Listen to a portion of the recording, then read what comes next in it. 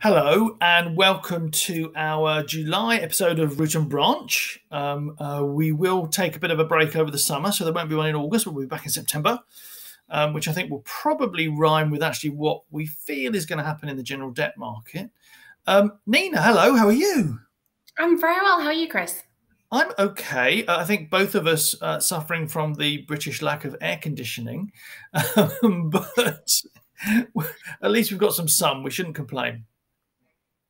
No, certainly not while it's going to be so short-lived, apparently. Oh, okay. All right, okay. Sorry. Yeah. Bring it down. So in this episode, I think one of the main things we wanted to focus on was the European Leveraged Finance Association's recent, report on KPIs, sustainably linked bonds, sustainably linked loans, and some of the things that they were saying there. So what are the key themes that you felt were important in that report? Well, yeah, so this is the new survey of investors that ELFA has carried out. It was released earlier in July. I think you can find the whole version on the ELFA website and also obviously on LCD. So they surveyed around 170 investors, about 90% of whom own some sort of ESG linked facilities. So whether that's sort of sustainability linked bonds or green or social bonds or loan transactions with a margin ratchet linked to ESG KPIs. And there's some really fascinating results in there. There's a huge amount of data in there, really getting into the minds of what the buy side thinks about ESG linked facilities and green financing. I mean, on the bond side, it's really interesting. We've talked before about the Greenium, the pricing premium that issuers receive sort of from doing ESG linked transactions. And on the bond side, investors think about 51% of them report that a Greenium is justified on sustainability-linked bonds, which are bonds with a coupon step-up, and about 55% think they're justified on green and social bonds. So it's quite equally split. It's sort of interesting how green bonds people are happier with a Greenium, maybe just because they're sort of more accepted. Obviously, SLBs are a much newer product, only been around a few months. But it's really interesting to see. It's pretty much a 50-50 split about whether people think, there should be a pricing benefit to issuers straight out of the gate, or whether they think they should sort of wait until those KPIs are tested, after a couple of years to get any sort of pricing benefits. So it's really interesting. And also technically quite difficult for a bond. Well, yeah. Absolutely. The structure doesn't really lend itself so easily as a loan would. Well, I mean, one of the biggest criticisms of sustainability-linked bonds, or the greatest fears, I guess, of greenwashing, has been the idea that a bond will be callable before the KPI is tested. So there's absolutely no chance you're going to have the benefit of that coupon step up. So in this survey, they found that around half said that issuers should face basically a fine of a cost of 50% plus the coupon step up if selling before the test, if calling it before the test date. And 36% said they wanted 75% or 100% of the coupon payable if they called the bond before the KPIs were tested. So there's a real sense that people want it to be more robust, that you can't just sort of get the Greenium, never really have to test your KPIs and sort of ride off into the sunset with a cost saving. Yeah, that's the structural side of the way you do the coupon in a bond, and yeah, I mean if you get the benefit and then actually don't even test your KPI, and then also there's a real sense that people want the coupon step up. If you miss your KPI, if you miss your ESG target, they're much keener to see more punitive coupon step ups. So 39% said 25 to 50 basis points step up if you miss your KPI would be suitable on a bond. But 30% said higher than 50%, 50 bips.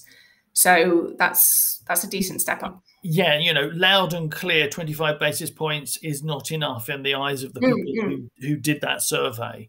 Okay, and then on the loan side, and actually what was quite interesting was, I mean, from memory, I think weren't the bonds talking about one KPI, whereas in loans people are seeing 2 to 4, more of a range of KPIs. Yeah. So most of the loans we've seen today, and there have been a range, have had sort of 2 to 4 KPIs, and about 70% of investors responding to the survey say they want to see at least 2 KPIs tested on loans. They also want to see more transparency about how the KPIs are set up. So 70% of people say they want a third party involved in when the KPIs are structured. So about 56% are saying that it should be some sort of ESG coordinator, or about 15% saying there should be a third party rating agent involved. And also people's 96%, which obviously is huge, say they want the KPIs laid out before the commitment date on a loan. They don't want it to come later. They want to be very sure about what it is they're signing up to. And there's also a real sense that they want issuers to know what they're signing up to. You know, they want to be clear about, you know, the issuers have a strategy on ESG, and that they should be able to sort of show their historical activity on a KPI. It shouldn't just be something, oh, we're going to do this in future. It also shouldn't just be part of their business plan. It shouldn't just be something, oh, this is something we're going to do anyway. So 70% say has to be higher than their historical levels. And of course, that suggests that issuers have to have records of their historical levels. So they have to be able to say, you know, this is where, for example, our carbon emissions have been for the last 5 years, so we can show that trend. It's not just something, oh, we're going to start tracking it from now. Because again, that way greenwashing lies. Well, so I mean, I think we've talked about it before. You know, in the money KPIs, things that people are already going to meet. Very happy to see that people want some kind of independent verification. Of course, I would say that, wouldn't I? But it's not easy to sometimes create KPIs as soon as a deal's out of the traps, because you know, sometimes it's a spin-off of an existing company. You know, you've got a new SPV set up, you know, or people are still early on their ESG sustainability journey in some cases, and they haven't been necessarily monitoring a whole load of things, or they haven't had them externally verified. And we've seen some deals where they've done things like said, we'll get some improvements in our margin if we even just do a sustainability report. Okay, that's an interesting one. There's certainly no measuring there, but I think they need to cut people a little bit of slack if the company's not been doing it, or doesn't have a complete set of records, or is a spin-off of an existing company. You can't just create a sustainability report overnight with in-depth But there's also no requirement for companies to necessarily do ESG linked transactions. True. You know, if a company doesn't have that historical track record, if they're not able to sort of show that they've been tracking these KPIs, they've not been able to show sort of, where that historical data is, then nobody's forcing them to do an ESG linked deal. And perhaps if they're, you know, being presented it by their banks, maybe more issuers have to be realistic and say, this sounds great for maybe our next transaction in a couple of years, but we're not there yet. We have to, you know, get on the road to putting all the structure in place so we're ready next time. But you know what? When I talk to arrangers, you know, they are telling me in the leverage finance world, it's just really, really gaining traction very, very quickly. And another thing that is going to happen, one arranger said to me, in 6 to 12 months, it might be something that everybody demands, which is a second party opinion based on, you know, the ELFA/LMA, you know, soon to come out guidelines, you know, that kind of stuff. So, you know, people may be demanding it now. And of course, it's the beauty of loans. You know, you can make a document crafted so you can allow for something that's going to happen in the next 6 to 12 months.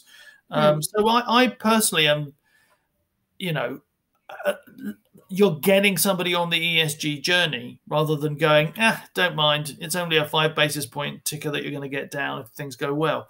So it's a generally good story to try and help people on that journey.